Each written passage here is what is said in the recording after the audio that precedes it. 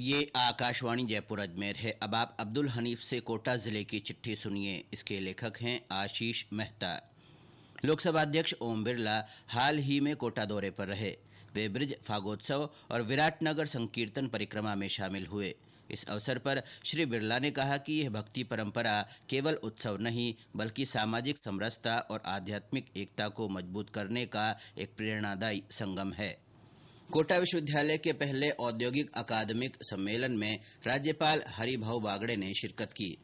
इस अवसर पर राज्यपाल ने कहा कि लोगों का कौशल विकास होना जरूरी है, जिससे उन्हें रोजगार के ज्यादा अवसर उपलब्ध हो सके।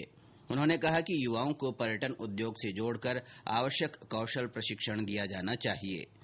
शिक्षा और पंचायती राज मंत्री मदन दिलावर ने पिछले दिनों कोटा के दरा स्थित वन विभाग के गेस्ट हाउस में समीक्षा बैठक की। इस दौरान उन्होंने रामगंज मंडी विधानसभा क्षेत्र में अब तक आयोजित समस्या समाधान शिविरों में मिले परिवादों के निस्तारण की प्रगति की जानकारी ली। शिक्षा मंत्री ने कहा कि जिन मामलों का निस्तारण हो चुका है उन सभी परिवादियों को चिट्ठी भेजकर उनकी समस्या के समाधान के बारे में जानकारी दी जानी चाहिए।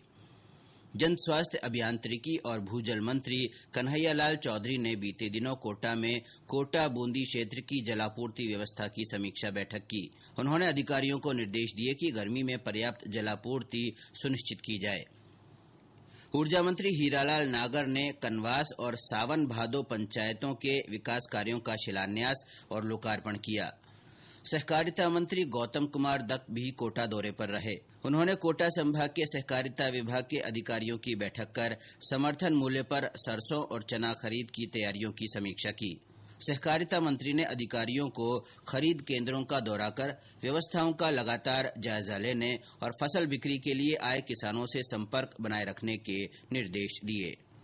राजस्थान दिवस के अवसर पर पिछले दिनों राइजिंग राजस्थान इम्पैक्ट 1.0 निवेश उत्सव का जिला स्तरीय आयोजन कोटा के पुरुषार्थ भवन में किया गया। यह कार्यक्रम जिला प्रशासन, जिला उद्योग और वाणिज्य केंद्र तथा रीको के संयुक्त तत्वावधान में आयोजित किया गया। इस महत्वपूर्ण आयोजन का उद्देश्य निवेशकों को राज्य सरकार की उद्योग नीतियों और योजनाओं से अवगत कराना और राजस्थान में निवेश को प्रोत्साहित करना रहा। इस दौरान मुख्यमंत्री भजनलाल शर्मा ने निवेशकों से वर्चुअल संवाद किया।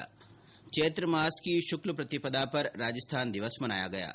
इस अवसर पर सांस्कृतिक संध्या का आयोजन किशोर सागर की पाल पर किया गया। इसमें लोकगीतों और नृत्यों की प्रस्तुतियों ने दर्शकों को मंत्रमुग्ध कर दिया। जिले में बीते दिनों भीषण गर्मी का प्रकोप जारी रहा। गर्मी को देखते हुए जिला प्रशासन की ओर से सुचारू पेयजल और बिजली आपूर्ति के प्रयास किए जा रहे हैं।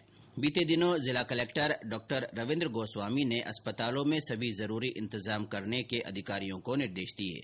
उन्होंने चिकित्सा और स्वास्थ्य विभाग के अधिकारियों को नर्सिंग और मेडिकल कॉलेज तथा हॉस्टलों में फॉगिंग करवाने को कहा। साथ ही स्कूलों में डेंगू को लेकर जागरूकता के लिए गतिविधियां आयोजित करने के भी निर्देश दिए। जिला कलेक्टर ने ग्रीष्मकालीन आश्रय स्थल बनाकर कुर्सियां, कूलर, ORS के पैकेट तथा ठंडे पानी के कैंपर रखने को कहा। जिला कलेक्टर ने बीते दिनों एक निजी कोचिंग संस्थान में विद्यार्थियों से संवाद किया। उन्होंने विद्यार्थियों को नए जोश और नई सोच के साथ लक्ष्य को ध्यान में रखते हुए नियमित पढ़ाई करने की अपील की। इस अवसर पर उन्होंने विद्यार्थियों के सवालों का जवाब भी दिया। हनुमान जयंती पर आज जिले भर में धार्मिक आयोजन हो रहे हैं। जिले के सभी छोटे बड़े हनुमान मंदिरों में सुबह से ही भक्तों की भीड़ उमड़ रही है। हनुमान चालीसा, सुंदरकांड और अखंड रामायण का पाठ किया जा रहा है। कई जगहों पर भंडारे भी लगाए गए हैं। जैन धर्म के 24वें तीर्थंकर भगवान महावीर की जयंती पर जिले भर में श्रद्धा और उल्लास का माहौल रहा। शहर में प्रभात फेरियां और शोभा यात्रा निकाली गई। जिले भर में होली का त्योहार हर्षोल्लास के साथ मनाया गया। चौराहों और गली मोहल्लों में होली का दहन किया गया। इसमें महिलाओं ने पूजा कर सुख समृद्धि की कामना की। अगले दिन धुलंडी पर लोगों ने जमकर रंग खेला। ईद उल फित्र का त्योहार भी परंपरागत रूप से मनाया गया। इस मौके पर लोगों ने ईदगाह सहित जिले भर की विभिन्न मस्जिदों में ईद की विशेष नमाज अदा की और एक दूसरे के गले लगकर ईद की मुबारकबाद दी। इसी के साथ कोटा जिले की चिट्ठी समाप्त हुई।